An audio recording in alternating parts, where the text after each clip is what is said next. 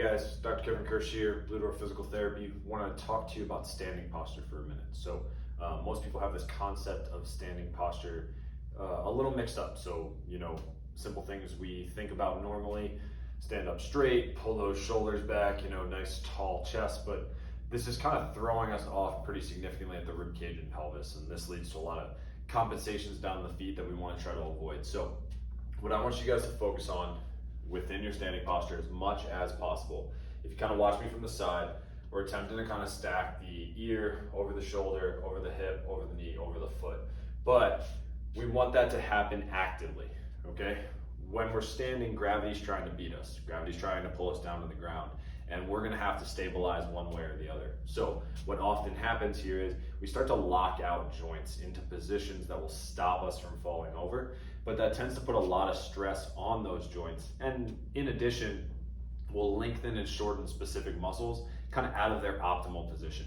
Now, if you stand with bad posture, you're not guaranteed to get pain, but what can happen is you're gonna throw off these length tension relationships and stuff just isn't going to work the way that it optimally can, okay? And optimization is a big thing. We want to be as good as we possibly can. If not, keep standing however you're standing, all right? It's totally fine. It's your world. So if we're talking about good standing posture, what we're aiming for here is a ground up approach, all right? If you have to figure out what's going on in your feet and knees and then hips and then so on and so forth up that chain. So first and foremost, weight needs to be equally 50% toe knuckles, 50% heels, all right? A lot of us are either standing way too far back, way too far forward. Gotta find that evenly.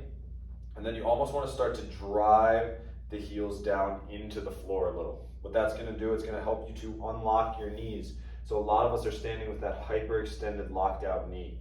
And it's just one, it doesn't look great. So mostly just focus on that. But two, it throws everything off up the chain. So feet, 50% toe knuckles, 50% heels, heels driven down, knees unlocked. Now it's not a squat, it's just the difference between hyperextended and unlocked, okay? Once we're here, keep driving those heels down. You're gonna be able to tuck your tail slightly, all right? This is gonna engage hamstrings, glutes, about 10, 20%. We want that as best we can. From here, find out what your ribs are doing. So your body's probably used to being up here. Drive those ribs down. Nice and tight through here, about 10, 20% of the tension you would need to take a punch, and then just let your shoulders hang, okay? Once we're here, everything's doing what it's supposed to do. No specific joint is bearing too much of the load. We're just able to relax as much as possible. Now, obviously we have to move out of this position, but if we do have to stand for long periods of time, this is a great place to start.